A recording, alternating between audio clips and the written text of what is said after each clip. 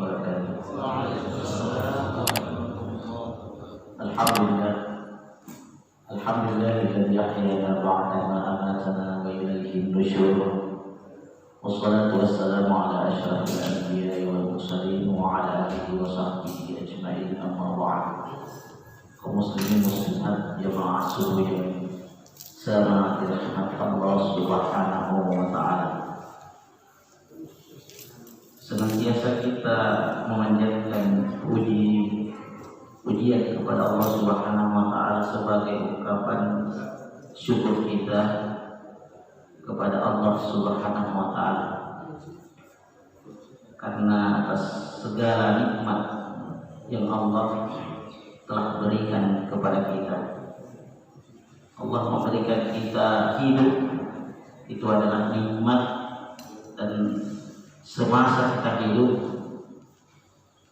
selama napas masih keluar masuk, semasa roh masih ada di kandung badan kita, maka tak ada sedetik pun Allah memberikan, selama itu Allah akan memberikan nikmat kepada manusia, karena hidup itu adalah nikmat. Sehingga yang terpenting di sini adalah bagaimana kita mampu untuk mensyukuri nikmat Allah Subhanahu wa ta'ala. Allah mengutus Nabi Muhammad sallallahu alaihi wasallam sebagai contoh, sebagai teladan. Itu juga merupakan nikmat yang sangat besar untuk kita teladani di dalam kehidupan kita sebagai uswatun hasanah, sehingga kita harus senantiasa mensyukuri nikmat Allah Subhanahu wa ta'ala.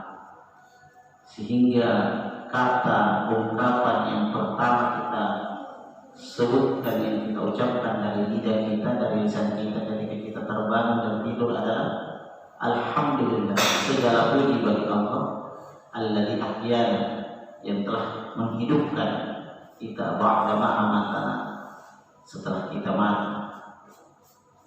Maksudnya telah membangunkan kita dari tidur, sehingga syukur itu adalah suatu hal yang sangat-sangat kita harus lakukan, harus kita laksanakan untuk kita persembahkan kepada Allah Subhanahu wa ta'ala. Hanya saja syukur ini jangan kita sampai di lidah saja, sampai di lisan saja, akan tetapi syukur itu harus kita aplikasikan dalam kehidupan kita sehari-hari. Karena syukur itu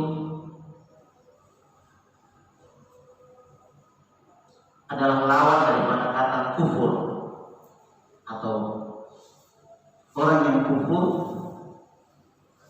disebut dengan istilah kafir. Jadi orang yang tidak bersyukur adalah orang yang kufur atau kafir. Nah, ini perbedaannya. Ketika kita tidak mau dikatakan orang yang kafir sebagai orang yang kufur, maka kita harus mensyukuri nikmat Allah. Karena ayat-ayat yang berhubungan dengan syukur itu selalu disertai dengan kata-kata kufur. Wa may yashkur fa innama yashkuru li nafsi wa man kafar. Ya, ayat mengatakan barang siapa yang bersyukur kepada Allah, maka sesungguhnya dia bersyukur kepada dirinya sendiri. Wa man kafar, dan barang siapa yang kafir, nah, ini artinya orang yang tidak bersyukur adalah orang yang kafir. Kemudian ada ayat yang mengatakan la in syakartum la azidannakum, barang siapa yang mensyukuri nikmatku, kata Allah, la azidannakum, maka kami akan menambahkannya. Wa la in kafartum, dan jika kalian kafir, jika kalian ingkar mengingkari nikmatku, maka inna adzabi lasyadid, sesungguhnya azabku akan pedih, sangat keras. Jadi orang yang tidak mensyukuri nikmat Allah Subhanahu wa taala adalah orang-orang yang kafir. Kaum muslimin muslimat jamaah subuh yang dirahmati Allah Subhanahu wa taala. Sehingga kalau memang kita tidak ingin tergolong sebagai orang-orang kafir, maka senantiasa kita mensyukuri nikmat Allah Subhanahu wa taala. Lalu bagaimana kita menggolongkan diri kita sebagai orang yang bersyukur? Apa kiat, apa amalan, apa perbuatan sehingga kita termasuk orang-orang yang bersyukur dan tidak termasuk orang yang kufur? Ya, tadi atau hampir semua orang-orang yang berbicara, orang-orang yang berpidato, orang-orang yang berceramah, bahkan buku-buku yang ditulis itu selalu mengajak kita untuk memuji kepada Allah. Artinya memuji kepada Allah adalah bentuk kesyukuran. Tetapi tidak hanya sampai di lisan saja, saya sampaikan tadi. Ya, tidak hanya sampai di lisan. Sebagaimana yang terdapat dalam surah, nah ini satu surah ini merupakan bentuk kesyukuran kepada Allah Subhanahu wa taala, yaitu ayat-ayat yang terdapat dalam surah Al-Fatihah ayat 1 sampai 7. Itu menggambarkan bagaimana kita mensyukuri nikmat Allah. Ya, yang pertama adalah Bismillahirrahmanirrahim, dengan menyebut nama Allah yang Maha Pengasih lagi Maha Penyayang. Ayat kedua, Alhamdulillahirabbil alamin, segala puji bagi Allah yang menguasai seluruh alam. Ar-Rahmanir Rahim, yang Maha Pengasih lagi Maha Penyayang. Maliki Yaumiddin, yang menguasai hari pembalasan. Jadi kalau kita mensyukuri nikmat Allah, kita harus memuji Allah. Ketika kita misalnya ada orang yang berbuat baik kepada kita, kemudian kita berterima kasih, tentu kita mengucapkan kata-kata yang baik, menyebut kebaikan-kebaikannya, menyebut kelebihan-kelebihannya. Ya, jadi kita senantiasa menyebut kelebihan-kelebihan Allah Subhanahu wa taala. Sifat-sifat Allah Subhanahu wa taala kita harus sebut sebagai ungkapan, sebagai tanda terima kasih kita kepada Allah Subhanahu wa taala. Karena syukur itu sama dengan terima kasih. Ketika ada orang berbuat baik kepada kita, ada orang yang membantu kita, ada orang yang memberikan hadiah kepada kita, tentu kita biasa balas dengan ucapan terima kasih. Ya, sebagai tanda kesyukuran kita. Dan tentu ketika kita berterima kasih dengan mimik, dengan wajah baik, dengan tersenyum.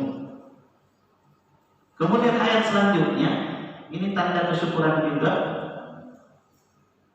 Iyyaka na'budu wa iyyaka nasta'in. Hanya kepadamu kami menyembah dan hanya kepadamu kami meminta pertolongan. Artinya ketika kita beribadah, ketaatan kepada Allah adalah bentuk kesyukuran. Jadi tidak hanya di lisan saja kita hanya menyebutkan kebaikan-kebaikannya Allah, kelebihan-kelebihan Allah, memuji Allah dengan lisan, akan tetapi harus diaplikasikan dengan ibadah. Bahkan ayat ini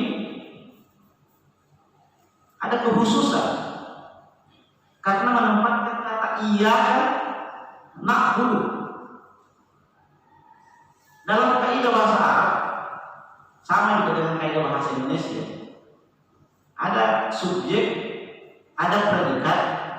ada objek, maka ditambah dengan keterangan.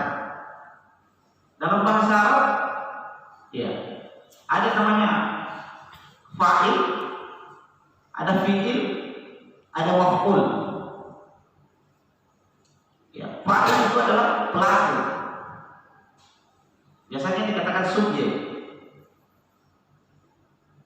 Ya, fi'il adalah pekerjaan, predikat. Kemudian objek.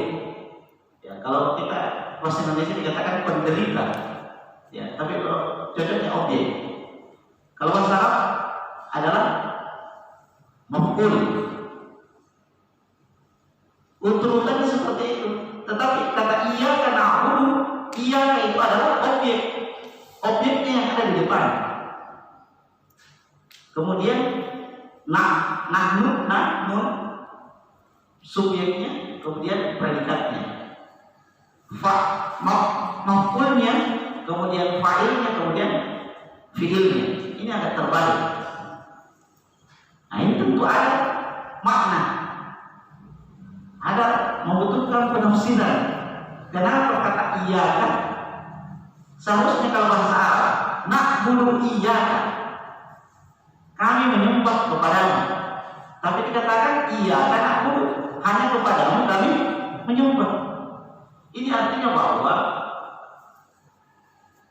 ini sama dengan bahasa Indonesia. Kalau kita mengatakan saya makan nasi, saya subjek, makan predikat, nasi adalah objek. Akan tetapi ketika saya mengatakan nasi yang saya makan, artinya tidak ada yang lain yang saya makan kecuali nasi. Kalau saya makan nasi, masih bisa ada keterangan di belakangnya dengan sayur dan ikan, daging, contoh. Kalau mengatakan nasi yang saya makan, nasi saja.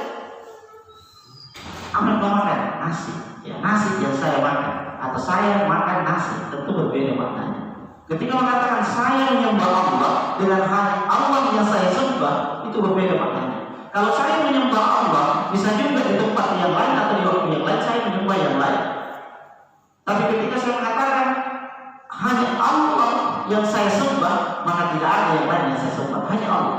Maka tidak perlukanlah objeknya. Allahnya iya, hanya kepada Allah kami menyembah, tidak ada yang lain. Kemudian wa iyyaka nasta'in, hanya kepadamu kami meminta pertolongan. Saya minta pertolongan kepada kamu, tapi bisa saja juga saya minta pertolongan kepada yang lain. Tetapi hanya kepadamu kami minta pertolongan. Tidak ada yang lain yang saya tempati meminta pertolongan. Ini makna kenapa objeknya di depan. Iyyaka na'budu wa iyyaka nasta'in. Kaum muslimin muslimat jamaah subuh yang dirahmati Allah Subhanahu wa ta'ala. Jadi sebagai bentuk pengkhususan bahwa syukur itu kita harus menyembah hanya kepada Allah Subhanahu wa ta'ala. Dan ketika kita meminta pertolongan hanya kepada Allah Subhanahu wa ta'ala. Jadi kita minta tolong. Untuk apa kita minta tolong? Ya, dalam sebuah tafsir dikatakan bahwa kita minta tolong untuk bisa beribadah. Ya, karena tidak sedikit orang yang ingin beribadah akan tetapi tidak ditolong oleh Allah, tidak diberikan hidayah oleh Allah Subhanahu wa ta'ala. Maka kita harus tetap minta tolong untuk mendapatkan hidayah supaya kita bisa beribadah, supaya kita bisa taat kepada Allah Subhanahu wa ta'ala. Sehingga ketika ada saudara kita yang tidak melaksanakan ibadah, bahkan sebaliknya melaksanakan kemaksiatan, melaksanakan dosa, maka tentu yang kita harapkan adalah bagaimana Allah Subhanahu wa ta'ala membantu dia. Tetapi ketika Allah ingin membantu dia, jangan sampai dengan tangan kita, dengan mulut kita, dengan gerakan-gerakan kita, dengan program-program kita, Allah memberikan hidayah, Allah menolong dia melalui usaha kita, sehingga kita terlibat di dalam pertolongan Allah Subhanahu wa taala kepada orang tersebut. Jangan menunggu Allah yang menolong secara langsung. Ya, kita harus terlibat. Karena itu juga salah satu kewajiban manusia adalah mengingatkan sesamanya manusia, membantu sesama manusia untuk apa? Untuk mengingat kepada Allah, untuk taat kepada Allah Subhanahu wa taala. Selanjutnya ayat yang ke-6, ihdinas siratal mustaqim, tunjukilah kami ke jalan yang lurus. Ya. Siratal mustaqim, jalan yang lurus, jalan yang benar. Yang mana itu jalan yang benar? Siratal ladzina an'amta 'alaihim, yaitu jalan orang-orang yang telah diberikan nikmat. Ya. Siapa itu orang-orang yang telah diberikan nikmat? Siapa orang-orang yang telah diberikan hidayah? Siapa itu orang-orang yang telah mendapatkan petunjuk dan senantiasa ketika diberikan nikmat oleh Allah senantiasa mensyukuri nikmat Allah? Itu yang kita mau ikuti, itu yang kita mau teladani.